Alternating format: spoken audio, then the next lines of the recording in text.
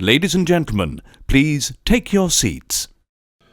You know, the realities of the world that we live in are that doing the right thing can have some genuinely terrible costs. And if you're within the sound of my voice, that must mean you're in the seats with once more. As always, my name is Dave Voigt, and I'm the host of this podcast, where we sit down with a wide ranging variety of entertainment industry professionals and we pick their brain about current projects, state of the industry, how they got started, and so very much more in a light and in a conversational fashion. You know, if you like how we do things around here, I'm going to assume that you do because, quite frankly, you're listening. And keep listening and subscribe. Hit that subscribe button, gives you a 5-star rating on your podcast provider of choice. We're available pretty much everywhere, places like Apple, Amazon, Spotify, Google. Unless we archive every single one of our episodes over at our In the Seats YouTube channel.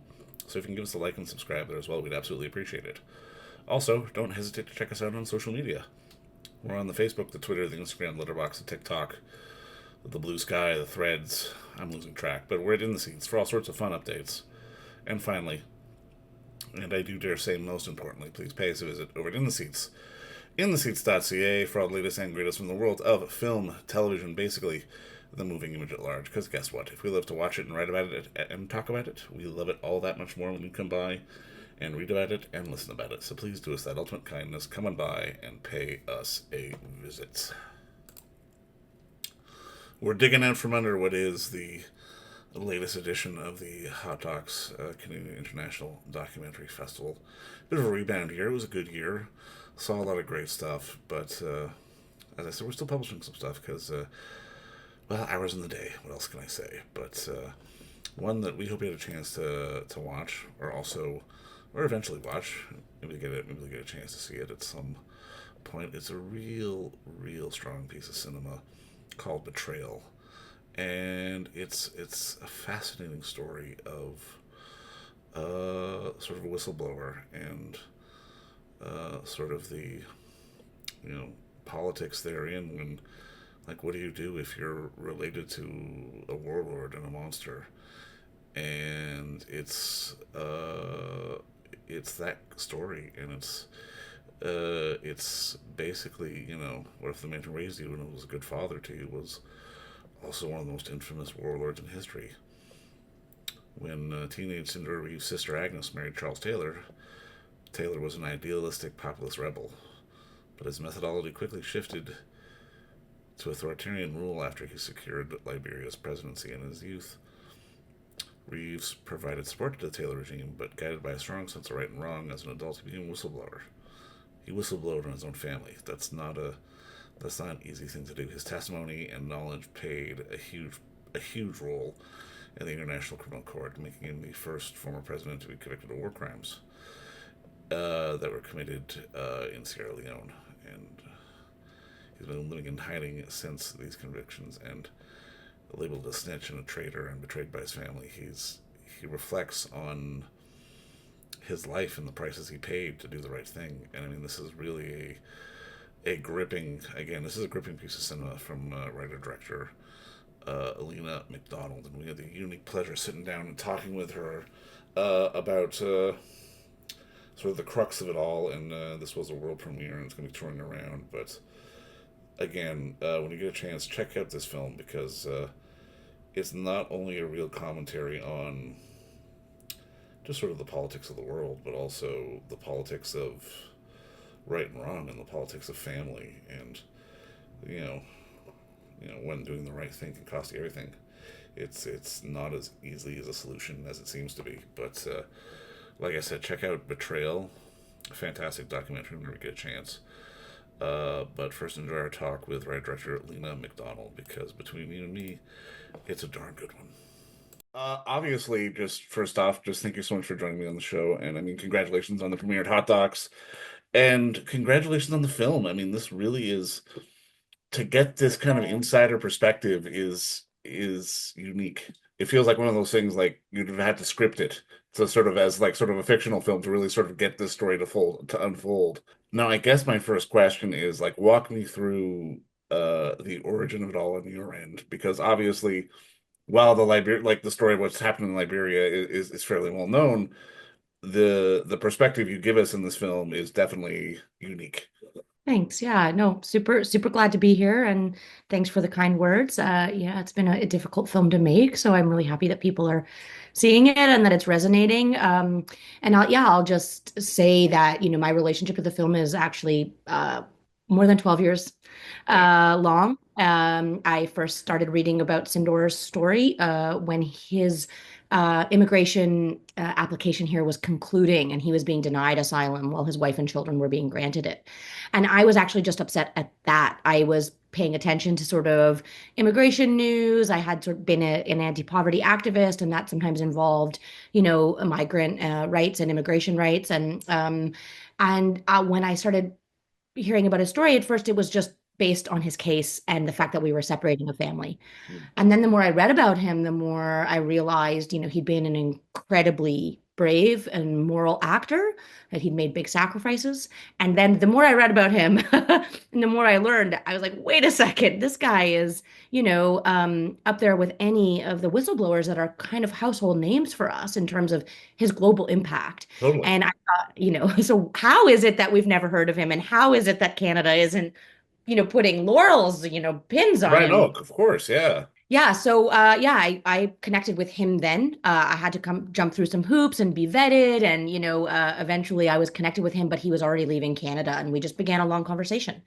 And for me, I was wrapping out Mom and Me and working on other projects, and we, it's really wildly different, wildly different. I'm born in Toronto, Canada. My family's kind of from coast to coast. But I was making Mom and Me, and it was about loving difficult people. And I have, a history with my father who has some history with organized crime and had been like kind of a dangerous, powerful figure in his own small, in his own right, in this in his own world. And I think we really identified with this idea of, what it means to love difficult people, to love monsters, to love abusers, to love, and that was where our conversation really sparked. You're very much drawn to these complex people. I mean, just in terms of being a filmmaker, because I mean, obviously, as a documentarian, I mean, I can imagine so much of the job is just having faith as you kind of go down the rabbit hole. I mean, like, were you fairly confident early on that I can make a feature out of this? There's enough here to sort of get something going. Like, and he's willing to talk. I mean, because I mean, these are all things that you've got to juggle in your head even before the first time you get to sit down with him. Totally. I think that in the case of this film, the problem was never, was it going to make a feature? The Right. problem was, how am I going to fit it into a feature? And as a crew, we talked all the time. Everybody is fully convinced this should have been a series. And of course, you're right to say that it's well suited for scripted, and I hope it finds a life there actually. But for us, we had to remove so much integral content.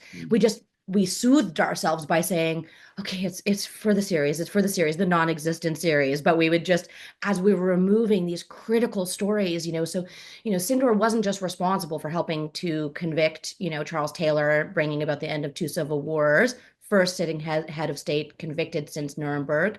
He is 80% of that case. He also was directly involved in cases against Victor Boot, the notorious arms dealer who becomes, a huge figure and is still relevant today. He's traded for Brittany Griner Yeah, in the that's right. Yeah. prisoner exchange. And, of course, Sindor's story, he's the central subject and central informant of the book that becomes Blood Diamonds, right? Hmm. But also of Lord of War. He's the central informant for that. So it's like, we had to leave that completely out of the film. So for me, it was never a question about whether or not, we could make a film out of this.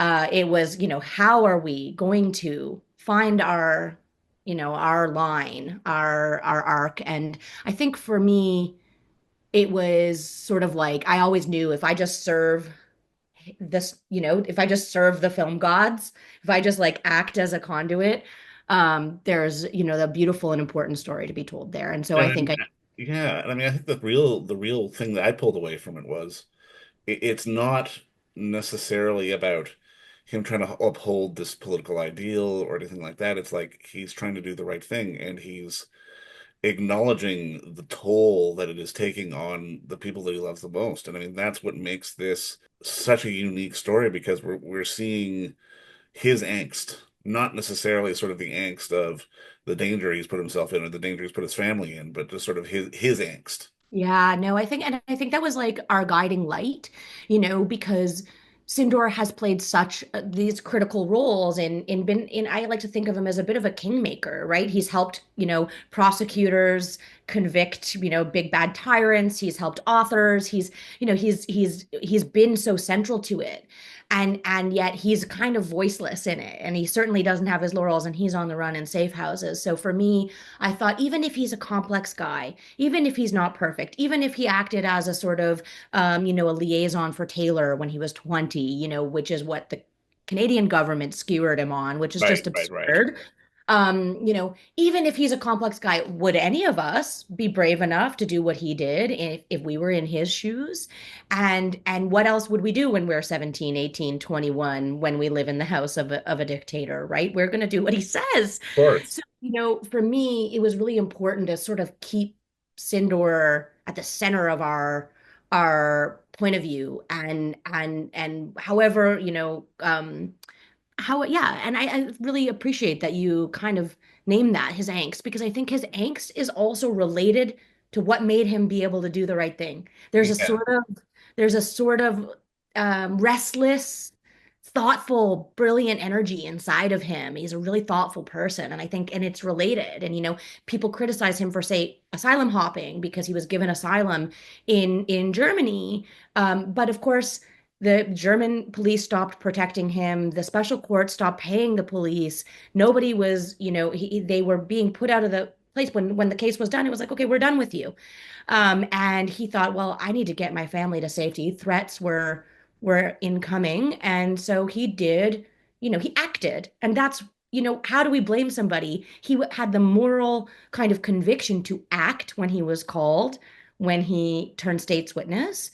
Likewise, he acted for his family and bringing him to Canada. And I just think, I wonder if we're not valuing the right things sometimes, yeah. Well, and also, I mean, it shows, especially on our end, the lack of nuance when it comes to sort of wanting to grant asylum and really looking into these cases. I mean, I've been at a cocktail party with Harvey Weinstein. That does not mean I am a sexual predator, you know what I mean? But this is sort of the blanket judge that so many of these people are being judged by. And I mean, how was it for you to sort of dig into the minutia of that side of it? Because to me, that was also like, I mean, not necessarily, I don't want to say shocking, but it was like dumbfounding. Because it's like, really? This is so simplistically stupid. Why is it happening this way? Totally. And yeah, there was a lot of really amazing coverage, particularly by Michael Petru and Maclean's at the time when Sindor was making his bid here. And he just thought of it as this enormous stain on the prospects of international humanitarian Yeah. law, on Canada's immigration system. And I'm, so grateful to Michael for all the work that he did, in lobbying and for Sindor and trying to help people see. But during his case, there were letters from prosecutors and investigators at the Hague, at the ICC, at the special court from around the world saying, "Hey, you've got it wrong here. This guy is the real deal. He really was a moral and brave actor, and we would not have been able to do what we've done here if it wasn't for him." And I think that is the question that I hope some of what we walk away with is what is the world we want to live in? And, we are at this kind of critical inflection point for international humanitarian law. And we have to kind of figure out, is this a project worth participating in? And if so, who is justice for, right? Certainly, I don't think that Sindor has seen justice. And I hope that the film aids him in that. And it's such a complex thing. We want to punish the people for, being in the wrong room, but still doing the right thing, which, again, is one of those things that feels so asinine to even say out loud, but it's just like, why, like we're focusing on the wrong thing. And I mean, you're right. I can imagine his process to sort of find the justice that he deserves has been maddening. But I mean, I'm curious also on your end in seeing this. Like, I'm always struck when I see films that just have like gobs of archival footage. I mean, obviously credit to you and your team, but I mean, I can imagine, there isn't sort of this one sort of Liberian vault where you can go through and watch everything. You've really got to sort of claw through God knows what to find all the stuff that you need. Like, walk me My through sort of God. that process. Oh my God, thank you for seeing that and acknowledging it because it was a deeply difficult and painful experience.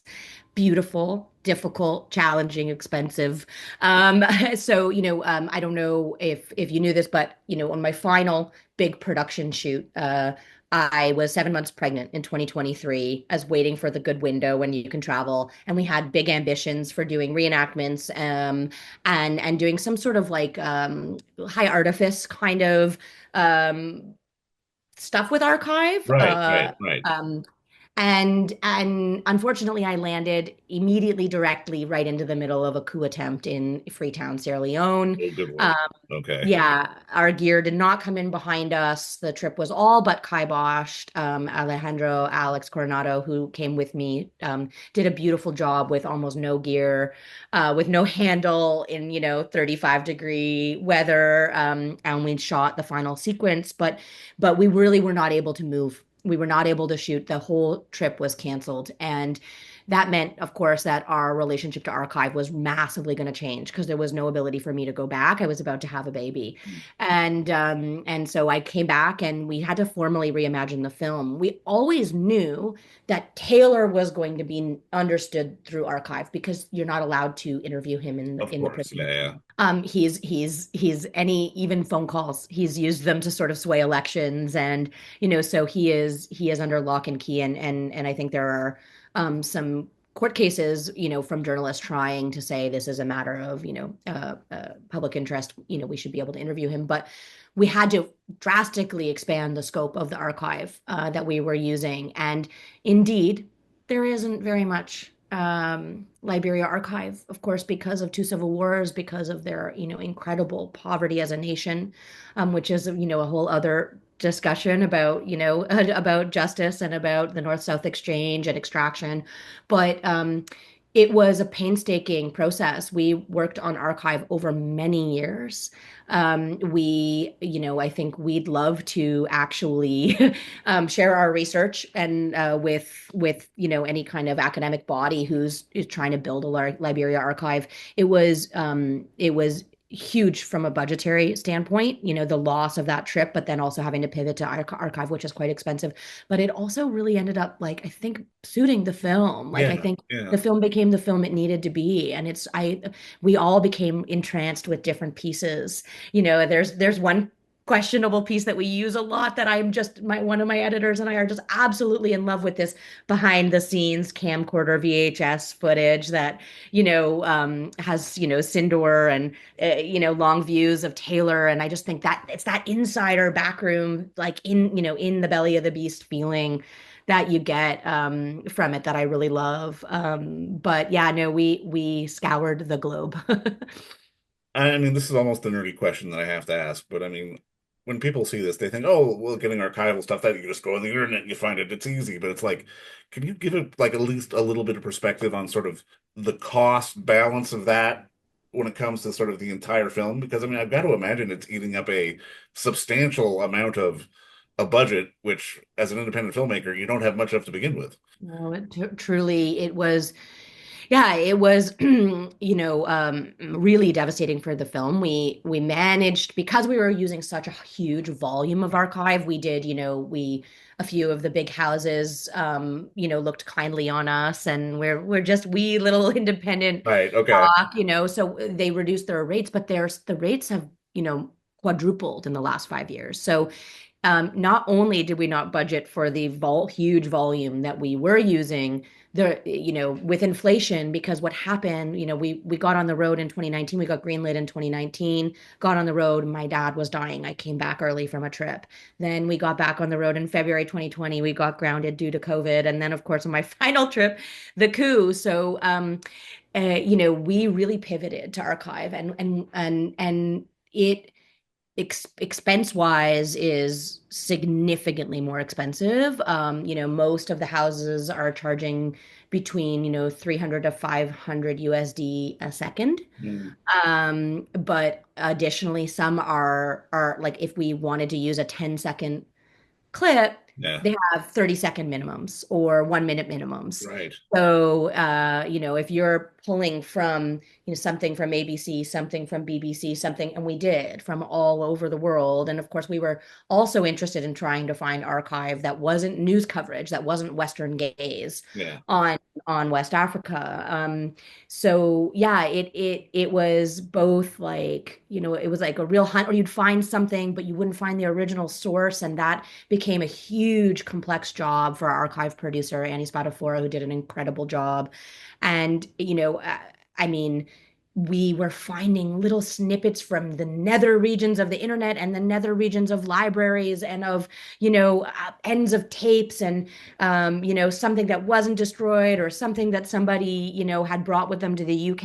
And so it was a real challenge and a huge expense because, of course, when you find, say, that thing that's not expensive on its face because it's not ABC charging, you know, Right. what you then have to do is spend the labor to try to find the original owner. You have to, go over it with the lawyer, and make fair use claims. So, it's a huge endeavor, and I am a huge fan of archive films and archive filmmakers like, Matt Wolf or many others. But and I hope that we took some inspiration from some of the amazing filmmakers who came before. My brain is hypernormalization.